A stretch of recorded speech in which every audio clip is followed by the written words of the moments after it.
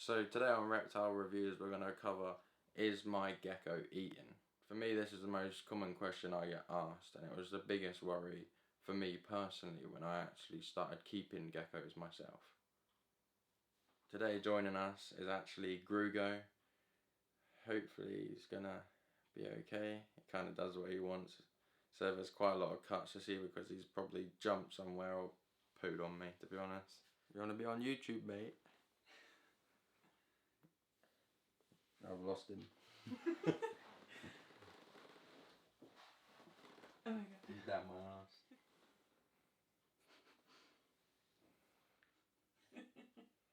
Again, whether it be a cresty, leechy, gargoyle, anything that eats gecko diet. For me, I feel like the biggest reason why it potentially might not be eaten is actually the size of the enclosure. So I keep all my juveniles, no matter what it is, in a 30-30-40. Even when these guys are real small, these are actually a little bit too big.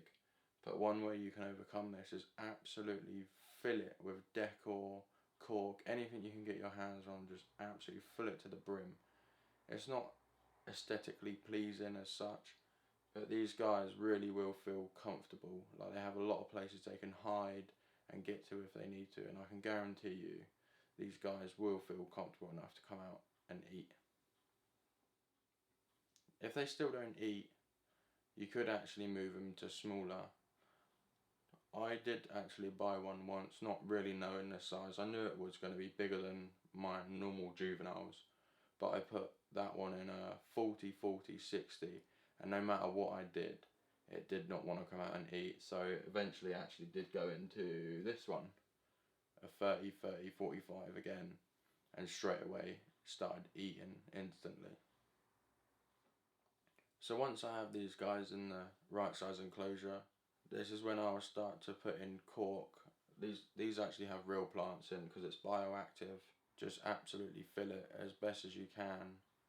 As they get bigger, you can remove some decor or some cork, but the bigger they get, the more confident they're going to get, and then they'll slowly just come out and feed with more confidence anyway. Next, for these guys, I would say the biggest thing is stress. So if your terrarium is set up well, full of decor and all the rest of it, and they're still not eating, there's probably some sort of stress going on. This could be due to overhandling or temperatures. I like to keep the temperatures anywhere between 21 and 26, being the high end and the low end of the spectrum. It's absolutely fine to let temperatures drop at night. I let mine drop to about 21, 22, and then in the day they can go up as high as 26, but you really don't want to keep them there too long because they will dehydrate. If your house or your reptile room or whatever you're keeping them is too cold, this can actually slow down their eating a lot. Another thing that really stresses these guys out, which I actually found with this guy, is moving the decor around or changing their terrarium at all, or even just moving them to a different corner or anything like that in the room. These guys really do notice it, and it can stress them. This guy has never ever bit me or shown any signs of aggression or anything, but when I did first purchase this guy, he already came in with a terrarium setup, and I felt it just wasn't good enough, so I just changed it around a little bit, and then he hated it. And it's the first time he ever showed any signs of cage aggression. It only lasted about a week until we got comfortable with his setup, what he's got now, but it definitely has an impact, so it's one thing you should keep in mind. Whether it be a cresty, leech or anything along these lines, anything you can put in to make them feel more secure and more confident is going to help massively, like any cork hollows and lots of foliage. The next big thing I would say is actually ledges.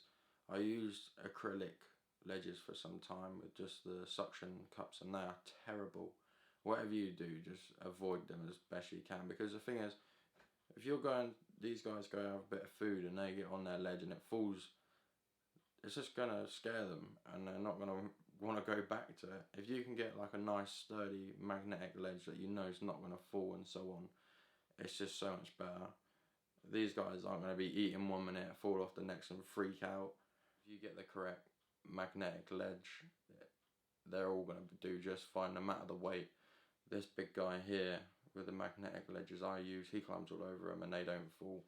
So as long as you get some nice sturdy ones, you haven't got to worry. I will actually be doing a video on the exact ledges I use, because finding the right magnetic ledges is actually quite hard. All I found was either very expensive branded ones, if not from China, that were taking like 3-4 weeks delivery when I wanted them as soon as possible. But if you can find the right magnetic ledge for the right price, it would just be brilliant just to use. It doesn't matter whether they're big or small. I'm about to show you a trick. If you can only get your hands on big ones, it's not a problem. A little trick that I find really helps is wherever they like to hang out at night is put it close as. So these are all in completely different places in every single terrarium. It's just this one in particular. I know this Leechy in here likes to hang around on this bit of cork here. So I knew if I place the food here, she's literally on it every night, and it's worked really, really well. This one in particular eats far more than all of them, and she, to be fair, she's getting a bit fat if anything. So the next little trick I'm going to show you is actually how I position the food in there itself. So one thing I do is to save a lot of wastage. I actually pour this in just one corner. So I know that's about right for this one in particular. So when I actually put this on the ledge, it will stay to one side, like so. I know when I actually place this in the ledge, it will stay on one side of the cup to prevent it drying out. This is a great hack that you can use if you've gone to the big cups over the little cups. So when I close this up, I know it will be right next to her favourite bit of cork at night.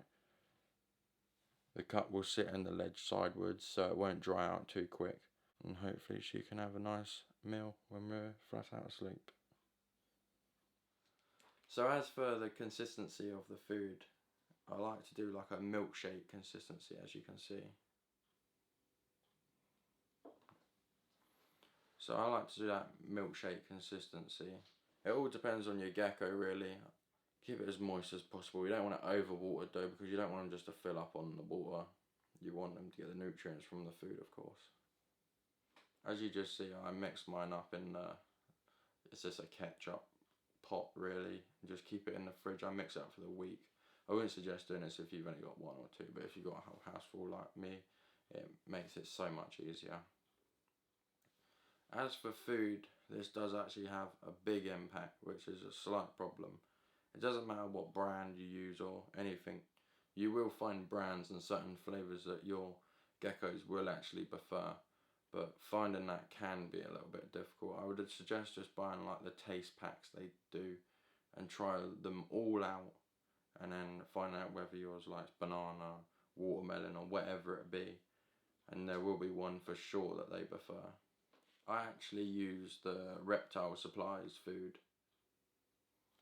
I've tried all the brands and so on, but I just found that this one in particular has done really well with the majority of all of my geckos.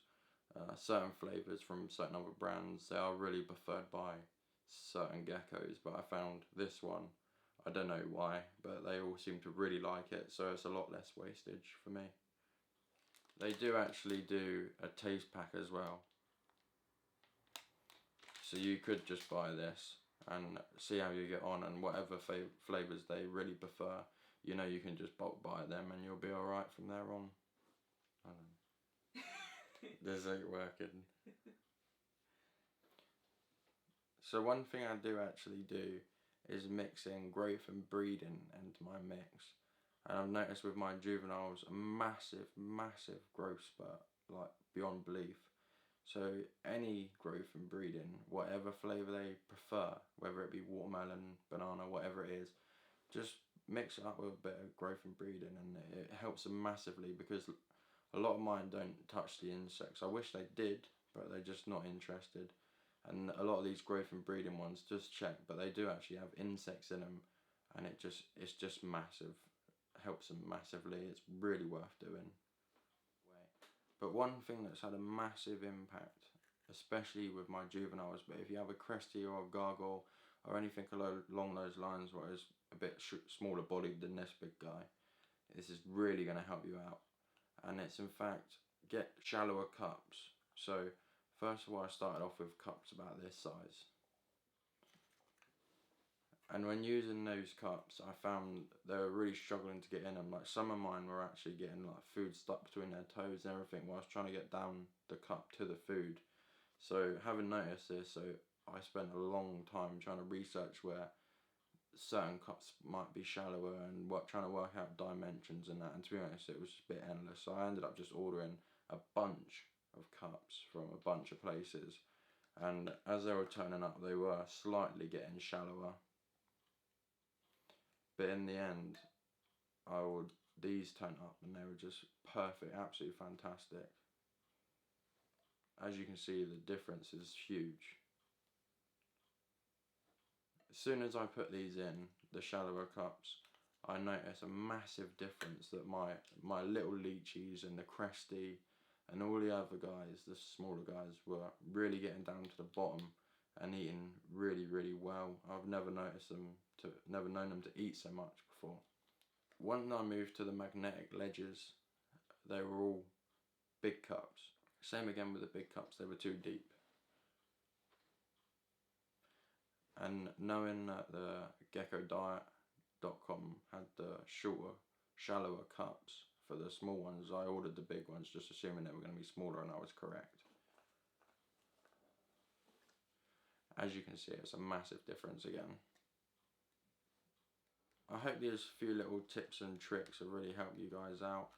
I know just the shorter cups, just changing to different food and mixing the food in particular and leaning the ledges, all these small little tips has had a dramatic effect with me, so I really hope it helps you guys out too.